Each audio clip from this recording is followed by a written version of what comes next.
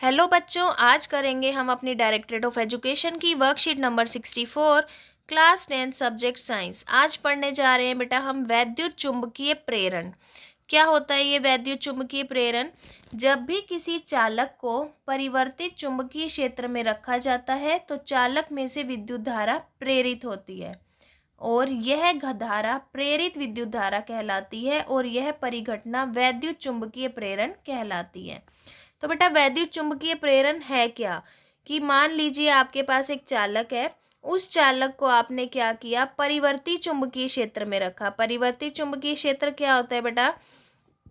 कि चुंबकीय क्षेत्र में आप किसी चालक को रख रहे हैं। चुंबकीय क्षेत्र है, चुंबकीय क्षेत्र में अगर आपके पास एक लोहे का टुकड़ा है, लोहे का टुकड़ा या चालक की तार है, उसको चुंबकीय क्षेत्र में आप गति करा रहे हैं। जब तक चुंबकीय क्षेत्र में चालक की गति होती रहेगी, विद्युत धारा प्रेरित होती रहेगी, तो वो चुंबक की तरह क्या करेगा, बिहेव करना शुरू कर देगा। तो बेटा इसे बोला जाता है वैद्युत चुंबकीय प्रेरण।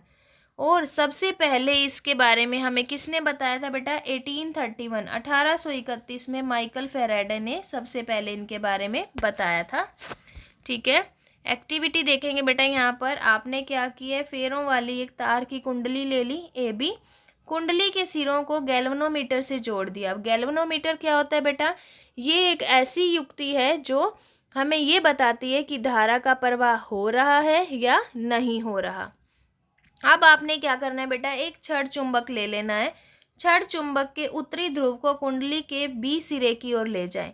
आपको चित्र में दिखाई दे रहा है बेटा, ये आपने क्या लिया है, AB क्या है आपके पास, एक अनेक फेरों वाली कुंडली।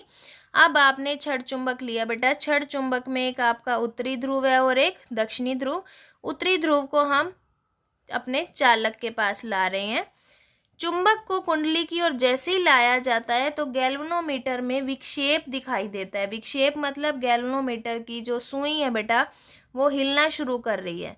चुंबक को कुंडली के निकट जब स्थिर अवस्था में रखा जाता है और जब आप उस चुंबक को गति में नहीं ला रहे, स्थिर अवस्था में रख रहे हैं, तो गैल्वेनोमीटर में कोई भी गति नहीं होगी।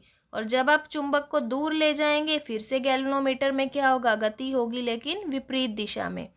तो इसका मतलब क्या है बेटा? ये हमें बताता है, ये एक ऐसा उपकरण है जो बताएगा कि विद्युत धारा उपस्थित है या नहीं है। अगर विद्युत धारा नहीं है तो इसकी जो सुई है बेटा वो शून्य पर आ जाएगी। अगर विद्युत धारा है तो ये बाईं और दाईं ओर क्या होगी, लगातार विक्षेपित होती है। ठीक है, तो आपने इस गतिविधि से हमें क्या पता चला बेटा, कि जब भी हम तार वाली कुंडली के पास चुंबक ला रहे हैं या चुंबक को पास ला रहे हैं या चुंबक को दूर ले जा रहे हैं, तो चुंबक क्या है, गति कर रहा है। तो जब भी चुंबक गति करेगा तब हमारे गैल्वेनोमीटर में विक्षेप आएगा। लेकिन जब हम चुंबक को स्थिर अवस्था में रख देते हैं, ना तो उसे हम कुंडली के अंदर ले जा रहे हैं, ना ही कुंडली से दूर ले जा रहे हैं, तो गैल्वेनोमीटर का संसूचक क्या होगा, शून्य पर होगा।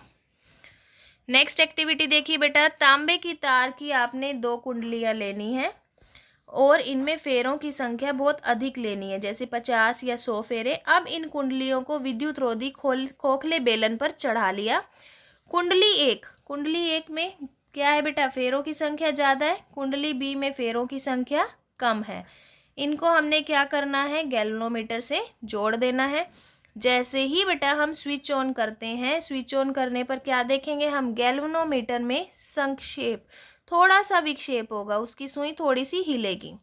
अब जैसे ही हमने विद्युत धारा को स्थायी कर दिया तो उसमें कोई भी विक्षेप नहीं होगा, और जैसे ही आप स्विच को ऑफ करेंगे फिर से विक्षेप दिखाई देगा।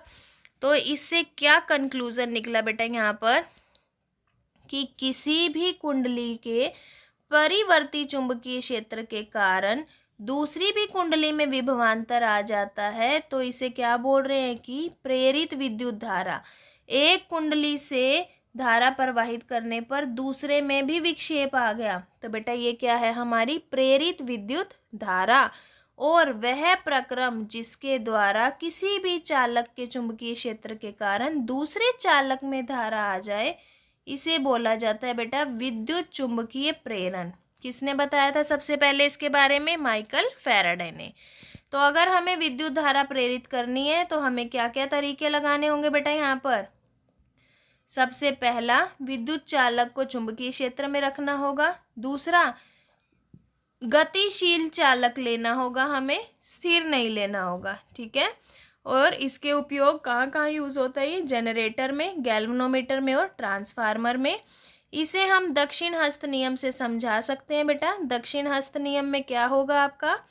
दक्षिण हस्त नियम में तर्जनी जो है वो चुंबकीय क्षेत्र बताएगी, अंगूठा चालक बताएगा और मध्यमा विद्युत धारा बताएगी, ठीक है।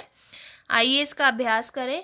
पहला क्वेश्चन है आपका, विद्युत चुंबकीय प्रेरण क्या है, इसकी खोज किसने की, इसका उपयोग लिखिए। तो बेटा विद्युत चुंबकीय प्रेरण क्या है, यहाँ पर हमें डेफिनेशन मिली ही है अभी और इसके उपयोग भी मिले हैं। तो चलिए हम लिख लेते हैं फर्स्ट का आंसर। तो ये आपका फर्स्ट क्वेश्चन का आंसर रहेगा बेटा, विद्युत चुंबकीय प्रेरण, उसके उपयोग और इसके बारे में हमें किसने बताया था सबसे पहले। ये आपका फर्स्ट आंसर रहेगा, ये भी फर्स्ट रहेगा। साथ ही साथ आप लिखेंगे माइकल फैराडे, जिन्होंने हमें इसके बारे में बताया। नेक्स्ट है, विद्युत धारा प्रेरित करने के विभिन्न तरीके बताइए। तो बेटा ये आपका सेकंड क्वेश्चन का आंसर रहेगा, ठीक है। सेकंड क्वेश्चन में आपने ये दो तरीके लिखने हैं। थर्ड है, फ्लेमिंग का दक्षिण हस्त नियम क्या है।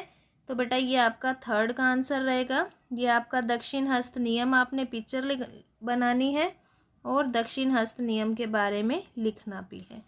तो बेटा आज की वर्कशीट काफ़ी इजी थी, लेकिन इंटरेस्टिंग और इम्पोर्टेंट है ये टॉपिक, बहुत ही ज़्यादा एग्जाम के पॉइंट ऑफ व्यू से स्कोरिंग है।